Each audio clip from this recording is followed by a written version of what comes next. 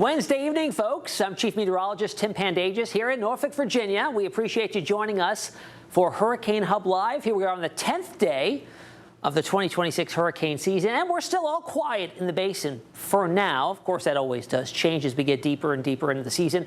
We've got a jam-packed show for you here tonight. We're going to examine the Atlantic, what's going on there, what may be happening in the near future, a look at the Pacific, and I've got a very special guest in here tonight to talk about Colorado State University's revamped outlook. They released updates to their outlook, and we have a brand new one that was dropped today. Dr. Phil Klotzbach will join us in just a little bit to talk about why some changes were made to that outlook for the upcoming season.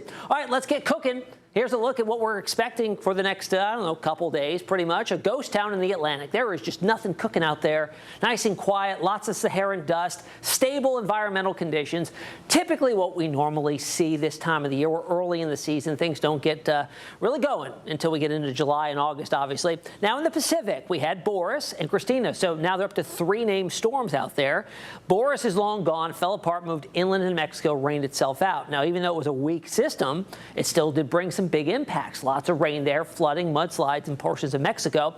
And then Christina still barely hanging on to tropical depression status. That too will move inland, but that one may still be in the headlines as we go into the next 5 to 6 days as its circulation drifts over Central America and southern portions of Mexico, and may reemerge into the Atlantic basin in the far southern Gulf, Bay of Campeche.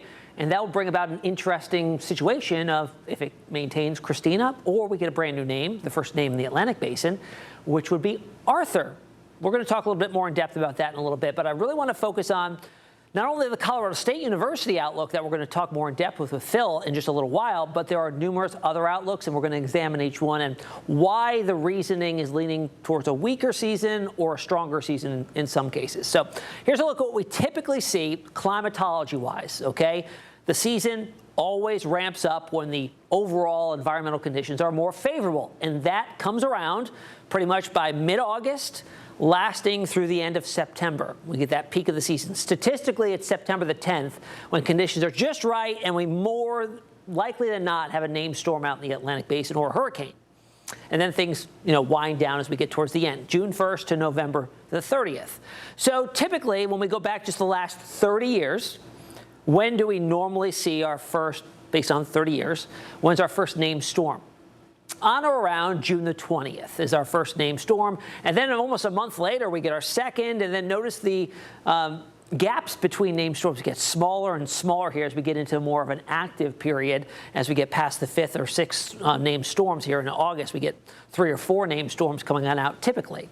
Now, how about the last 10 years? Last year, we had our first named storm, Andrea, that was on June the 23rd. And then in 2024, June 19th. But then remember the super active year in 2020? First named storm in May, but that's not even the earliest. If we go back to 2017, the first named storm was April 20th. In 2016, what the heck was going on there? January 12th? Yeah, that was Hurricane Alex. I think is the only hurricane to ever form in the month of January. Very odd season that year. Of course, that was also the year of Hurricane Matthew that did bring big impacts to portions of Virginia Beach here in Hampton Roads in northeastern North Carolina. And back in 2015, it was May the 8th. So it does vary. It's not always around June 20th. It could be well before it or even sometimes well after it, although over the last 10 years, it was on or well before that date, that typical average of June the 20th. How about the first hurricane?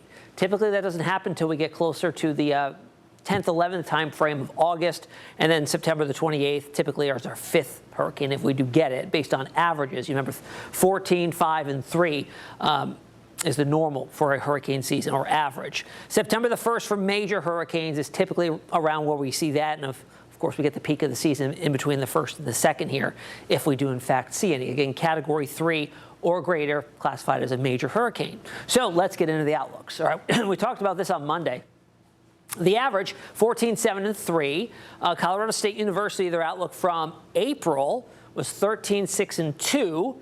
And then last year, we had 13, 5, and 4. So last year was around or a little bit below normal activity. Colorado State University, as of their April outlook, was calling for very similar. But how about NOAA? they put their outlook out at the end of May, and this was calling for a range of 8 to 14, so pretty close to what Colorado State's calling for. 3 to 6 hurricanes, 1 to 3 major hurricanes. AccuWeather, 11 to 16, not too far off, a little bit at or above normal. 4 to 7 hurricanes, 2 to 4 major. The weather company, Weather Channel, 12, 6, and 2. So you notice a pattern here. Most of these outlets, educational institutions, private companies, coming in with very similar outlooks for the most part. North Carolina State, 12 to 15 named storms, 6 to 9 hurricanes, 2 to 3 major hurricanes. And then we've got Colorado State. Again, this is the April 9th outlook, 13, 6, and 2. Now, Colorado State does something interesting is they update their forecast multiple times as we go through the season based on things that are changing, the atmospheric conditions that are changing. So this was the initial outlook. This is the brand new one released today. This is what we're going to talk in depth with Dr. Phil Klotzbach about coming up in a minute. Named storms down to 11, so they have decreased their outlook. 5 hurricanes and still maintaining 2 major hurricanes. Now, a big driver behind this, and Phil's going to talk about this in depth, is the growing signal for a very strong El Niño. And the European outlook here from May, the June one is even more robust, but points to the threshold being surpassed of what they call super El Niño, which is 2 degrees Celsius, getting likely above that as we approach peak hurricane season. So that could be a deterrent for storms developing. But as we'll talk about more with Phil, is that sometimes, even though we can have a very robust El Niño signal and situation setting on up, sometimes if we have well above normal sea surface temperatures, that can almost negate the El Niño effects. And that's happened before. Will it happen this year? We'll look at the sea surface temperature anomalies here in just a second. How warm is the Atlantic already, and is it on its way towards being record warm temperatures like we saw in 2020? That's what propelled that season to be the busiest on record. So what is El Niño? Well, we talked about this a couple days ago. Neutral conditions, or the trade winds are normal, displacing all the warm water off towards the west. And that's a La Niña more pronounced. Stronger trade winds, all the warm water is pushed well off to the west. Upwelling replaces that warm water with cool water, so we have cooler than normal water sitting on the Pacific Ocean off the coast of South America. Leads to less activity in the eastern Pacific, less wind shear in the Atlantic, meaning storms don't have as many hurdles against them as they try to get going. Now, on the contrary, with an El Niño, you replace that cool water with warm water. The trade winds break down, and the warm water expands across the equatorial regions in the Pacific Ocean off the coast of South America. This increases activity in the eastern Pacific, more warm waters, more fuel available, but it increases the wind shear that tilts the storms and kind of disrupts their development.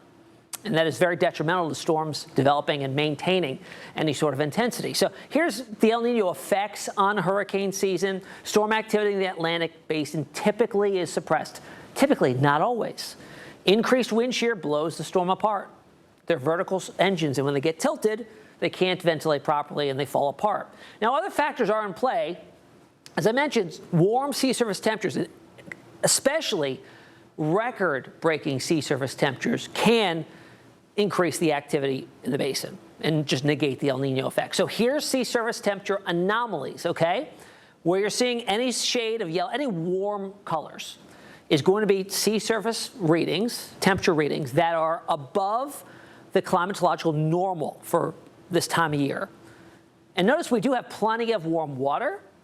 We're not seeing as many reds. There have been years at this point in the season where we're seeing like most of the Caribbean and a good chunk of the MDR, main development region, already several degrees above normal. Not so much the case. There are pockets here and there, but not overwhelmingly above normal. It's above normal, but not by much.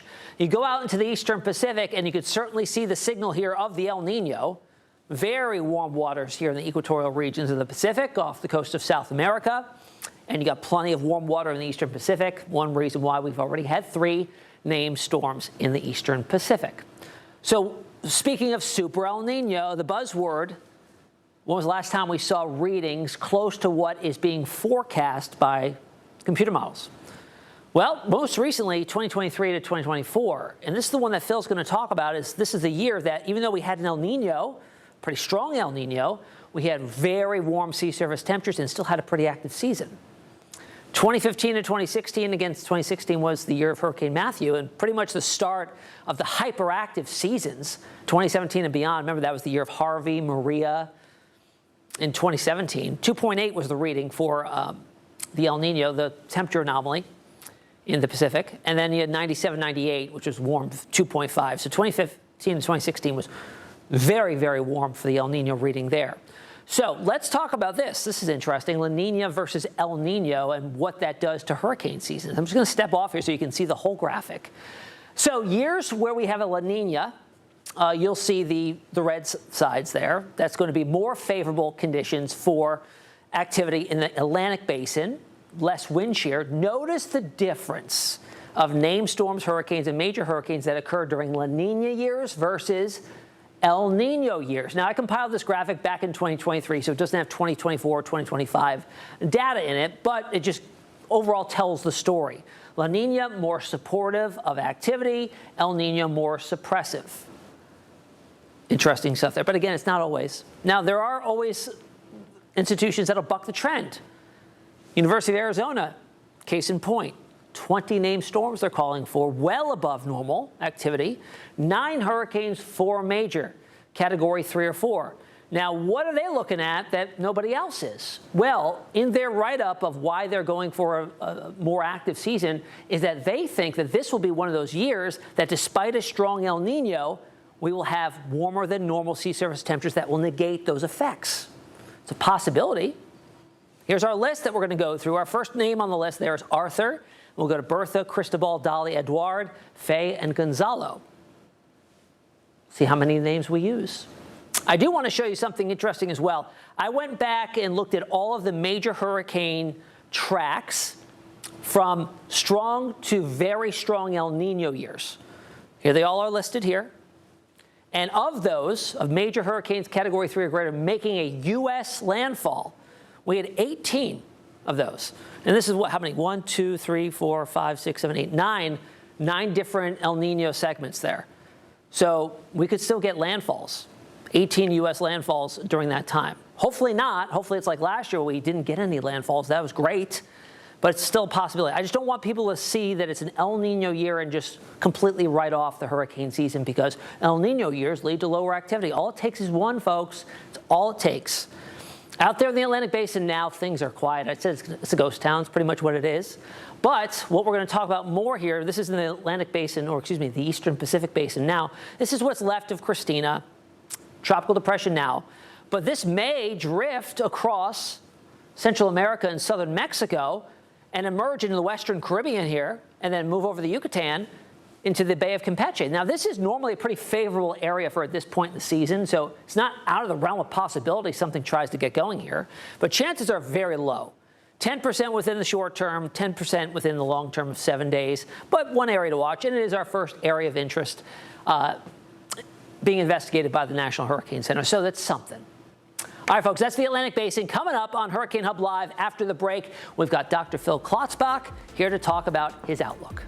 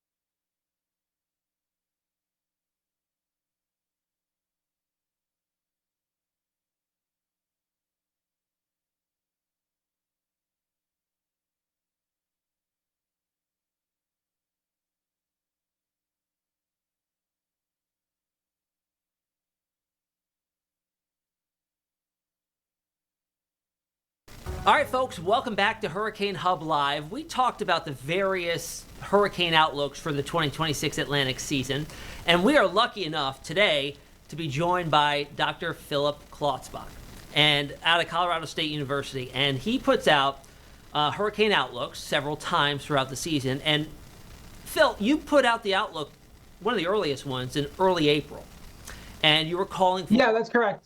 an average or a little bit below average season, right? But today's a big day for you and your team. You put out the updated outlook coming out June 10th. Can you tell me about when we get into the outlook in a minute, but tell me about the methodology that you look at to alter the forecast as we go throughout the season? There's a whole scientific methodology to it, so I'd love to hear your thoughts on that.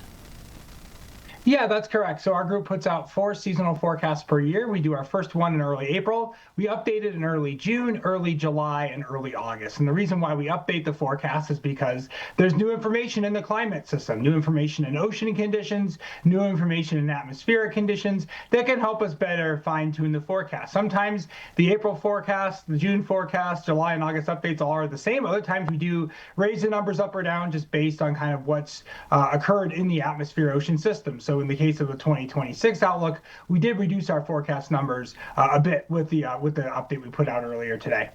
Yeah, I do want to share with the viewers, we touched on this earlier in the show of your April 9th outlook, and we have that up now, calling for 13 named storms, 6 hurricanes, and 2 of those becoming major hurricanes.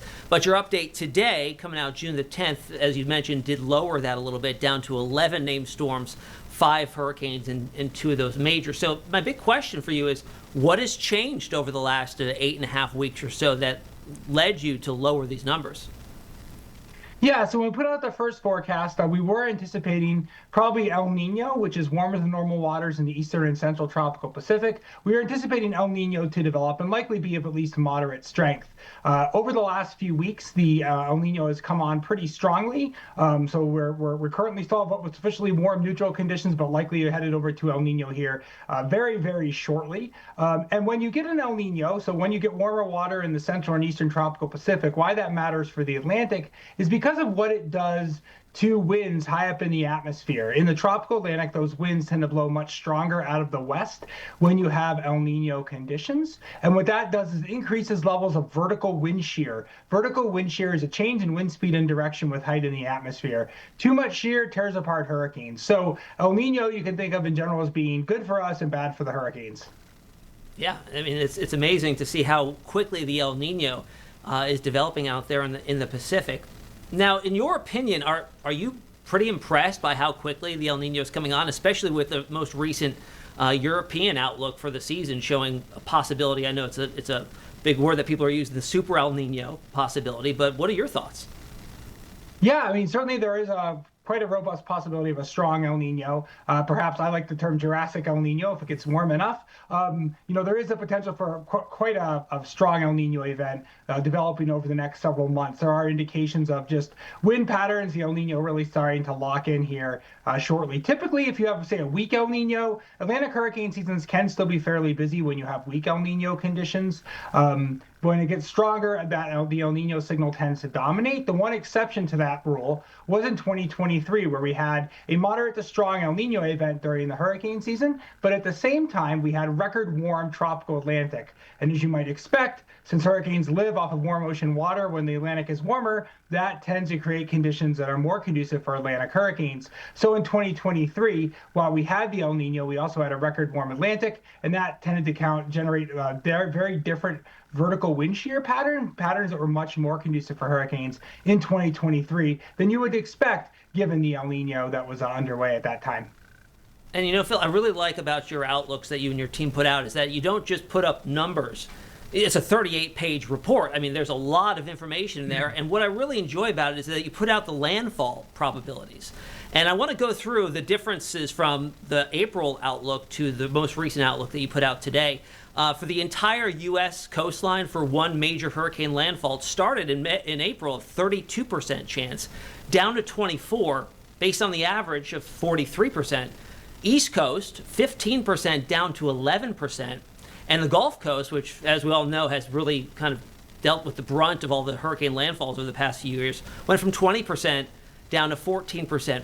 What kind of things go into developing the probabilities there, and what led you to kind of almost in some instances downgrade it by a significant amount? Yeah, so when you can't say months in advance when or where storms are going to strike, but we can basically calculate probabilities of landfall. So the odds of storms making landfall in various regions. And the way we calculate these is based on historical data. So you can get kind of the historical long-term average probabilities. And then we adjust those up or down based on our latest forecast. And in addition to forecasting activity across the entire Atlantic, we also forecast Atlantic activity in the western half of the basin. And the reason why we focus on the western half of the basin is because that's where pretty much all the land masses are. So that's where all the people live, that's where the property is. And in general, in addition to, say, forecasting a below normal hurricane season, we also anticipate a little bit less of that activity in the western half of the basin this year. There's two reasons for that. One, El Nino tends to favor storm recurvature. So if storms do form, they tend to recurve east of, say, the United States, east of the Caribbean. And also, when you have El Nino conditions, it really tends to increase vertical wind shear in the Caribbean. If you get too much shear in the Caribbean, it really knocks down storms in that region. And storms in the Caribbean, by definition, are in the western half of the basin. So it's kind of a combination both of fewer formations, especially in the Caribbean, as well as a little enhanced chance of storms recurving, say, east of the islands. Now, another question for you. Did you run into any, when you were doing your April outlook and then to the June one, any interference from the spring predictability barrier at all?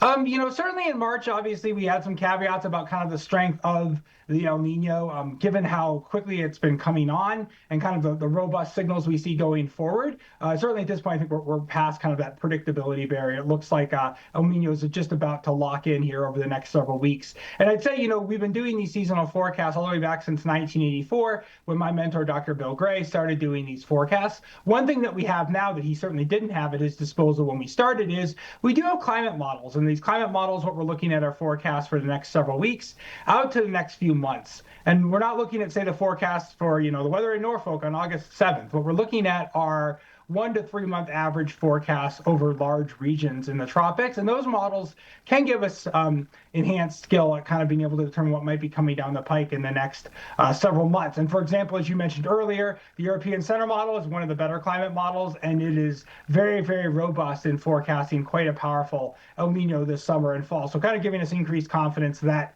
we are headed down the road towards a robust El Nino. And if you're interested in El Nino, NOAA will be issuing their updated El Nino outlook tomorrow, June 11th. Yeah, we'll actually be going to be speaking with somebody from NOAA tomorrow about El Nino, so that's perfect timing there. Last question for you, Phil, before I let you go. Now, based on trends, I know you're already looking forward to the next update coming out in July, about 4 weeks from now. Based on trends you're already starting to see emerge, which way do you think you'll be leaning? Are we going to maybe increase, maintain, maybe lower? Is it too early to tell? I mean, I think it's a bit too early to tell because obviously if we were leaning one way or the other, we probably would have done it with the outlook we put out today. But yeah, I mean, obviously a lot of it is we got to kind of just wait and see how this El Nino comes on. Climate model forecasts are not always reality. So obviously if the El Nino were to some reason not come on as fast, then maybe the numbers would go up. Another thing we do need to monitor is what's going on in the Atlantic. Right now, the tropical Atlantic water temperatures are pretty close to their long-term averages, which is they're not kind of enhancing or inhibiting activity. So we think the strong El Nino will dominate. If for some reason the Atlantic were to warm up much faster than normal, say, for example, we maybe consider increasing the numbers. Alternatively, if the El Nino were to come on really, really fast and the Atlantic were to stay kind of at average or even cool a little bit relative to normal, maybe we would lower the numbers a bit more. One last question, I'm sorry. But do you see any correlation depending on how strong the El Nino is and the feedback from the atmosphere actually acting like an El Nino scenario? Is there a difference in how long that takes to kind of come to fruition, depending on the strength? Yeah, typically when you get a strong El Nino, it's going to really tend to dominate the signal fairly quickly. And we're actually already seeing signs of that, especially in the model forecasts just for the next few weeks. We look at the forecasts. Most of the models are forecasting very strong winds high up in the atmosphere in the Caribbean, extending into the tropical Atlantic. And that's a surefire sign that El Nino is underway. So I think, we're actually already seeing the signs. Sometimes if the El Nino is weaker and comes on later, maybe you wouldn't see as much of a signal during the season. But I think this one is definitely going to have pretty significant impacts. Awesome. Dr. Phil Klotzbach from Colorado State University, I really appreciate your insight here, and thank you so much for joining us today on HHL. Yeah, thanks so much for having me.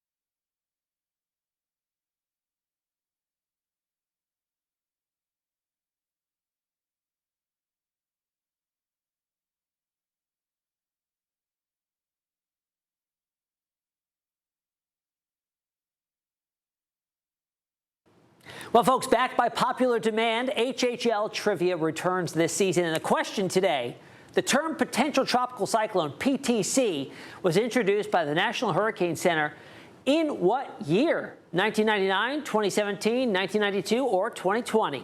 All the answer tomorrow night on HHL. We'll see you at 8 p.m.